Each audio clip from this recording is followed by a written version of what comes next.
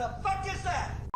Hello everyone, and welcome back to the only Warframe channel on YouTube. I have been gone for a while because I have been slaving and completely wasting my life playing this video game known as Warframe, published by Digital Extremes, the Canadian powerhouse developer, in a futile attempt to find something else to fill the void that is my completely dead YouTube channel. Anyway, I have been doing a lot of testing and completely wasting my resources that I've accumulated over the past 7 years in order to figure out the best Helminth abilities for Mesa, aka timers, the Warframe. And that's what I'm bringing you today. All these builds are steel path ready, but as such they are kind of expensive.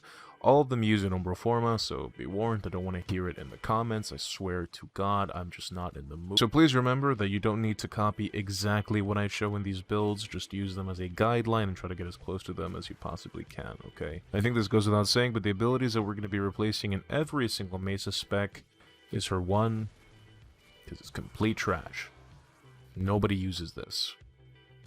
It's useless. I'm going to start off with the ability that I've wanted to get on Mesa since Deimos came out, but I'm not made out of platinum, and also Deimos on launch was complete trash, a complete fucking joke. But anyway, the ability we're going to be using is Pillage, which you get by subsuming Hildren, obviously, and this is the build that we're going to be using for it. Brozyme pretty much made this exact same shit, but the important things to note here are that with 160% efficiency, you can cast all 3 of your abilities when you spawn. So you spawn in, cast your 3, cast your 2, and then you walk into a group of enemies, cast your 1, kill them, hopefully they drop an energy orb, or, you know, use your Zeneric Dash, whatever, regen a little bit of energy, and then you can keep going. Having access to all 3 of your abilities at the same time as soon as you spawn as Mesa is very important, because that's your entire kit. Like, she's not very interactive. Her abilities are literally just timers, they're just buffs. So having all of them pretty much right out the gate is very, very important. Also, especially if you're playing something like ESO, I think it goes without saying. So with 210% strength, Pillage removes 52% of enemy armor, which is huge, okay? It's a ridiculous amount of armor. And that is one of the things that Mesa struggled with in endgame, is dealing with super high armor targets, so this kind of fixes that in a way. Now,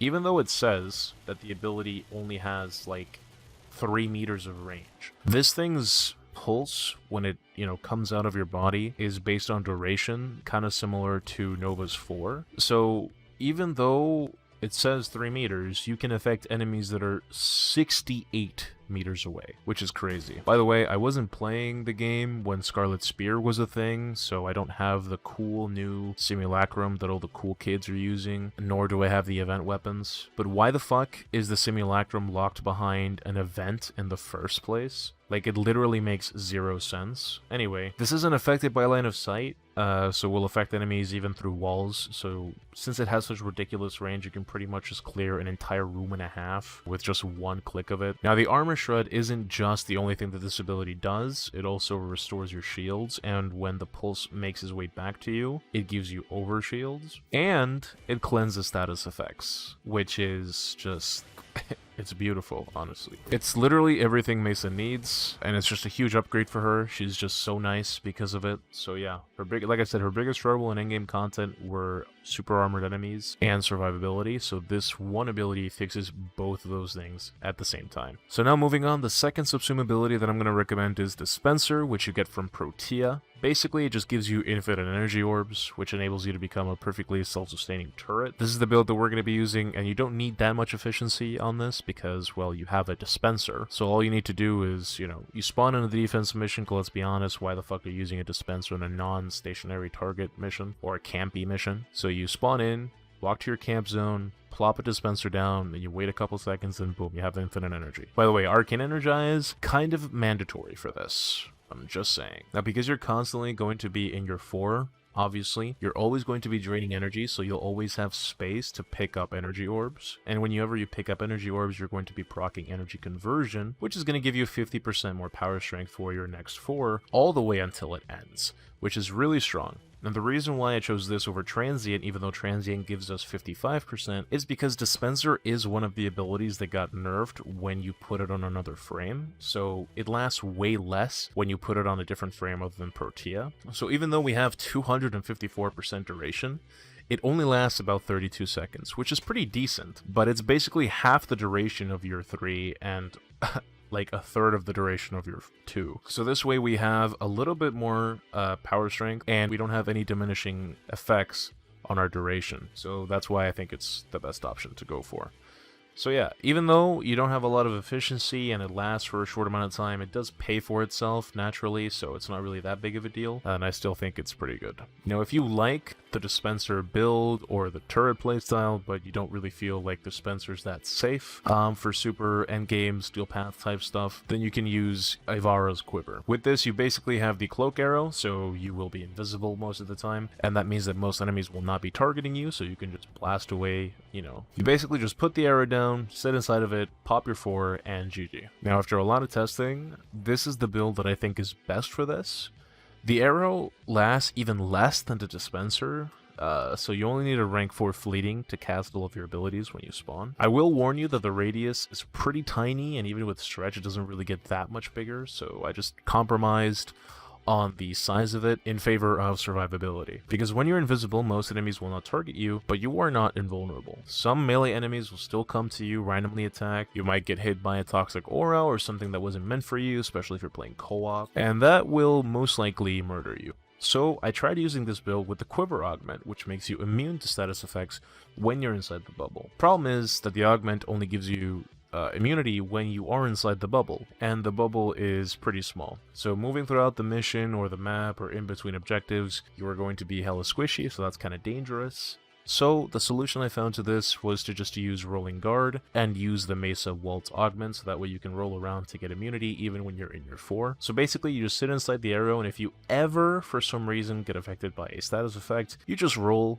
and then you use the invulnerability of Rolling Guard to safely walk back inside the bubble, and you know, you're invisible again and everything's perfectly fine. I feel like this allows you to be a little bit more versatile, and it's a lot safer to play this way, so that's just my 2 cents on this build. Next up, the final 2 subsumed abilities I'm going to recommend are Eclipse from Mirage and Roar from Rhino. This is the build for Eclipse, and then this is the build for Roar. The only difference is that you have 1 less level of fleeting on Eclipse, because Eclipse costs way less energy, so you don't need that much efficiency, so a rank 4 fleeting is good enough to pop all 3 of your abilities as soon as you spawn. But anyway, this is just a straight up damage buff. It doesn't really do anything spectacular or special, nor does it cover up any of Mesa's weaknesses, but it does just give her a crap load of damage.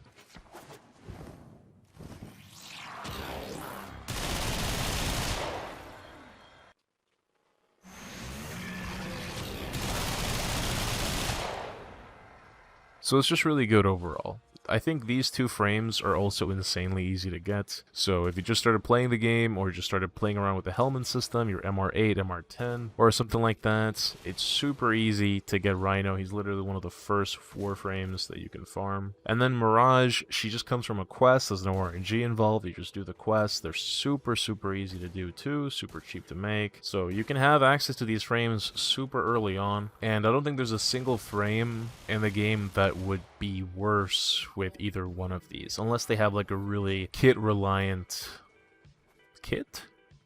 Like Octavia or Nidus, but anyway. I also don't think anyone at MR8 is going to have all the mods I have on here, so it's not like this video is for them. But like I said, just use it as a guideline, and then you can just kind of get as close to it as possible, and then strive to get it later on as you keep playing through the game. One more thing I forgot to mention is that you do not need 12 Forma. This was just me flipping polarities back and forth, seeing what would work and what wouldn't, like a complete fucking retard, instead of looking up a website where you could, you know, do the math for you. I did this myself several months ago. So yeah, but anyway, you do not need 12 Forma. You only really need about 5, and you can get away with 4 if you have an Umbral Forma. But yeah, don't be scared. I also don't have an Aura Forma on my Mesa because it's completely unnecessary, honestly. Now let's quickly go over the other half of Mesa, her Regulators. Now for these, you will only ever need 3 Forma, and you can also get away with 2. Honestly. Now, I did a lot of testing with the different specs, different elements, different mods. I tried out some of the new mods, the Carnage Stinger mod, but unfortunately that would ended up being kind of trashy. But the tests I did was averaging the time to kill. I had a sample size of about 10 tests per spec, killing a Corrupted Heavy Gunner at level 175, which is the highest possible level you can spawn in the Simulacrum,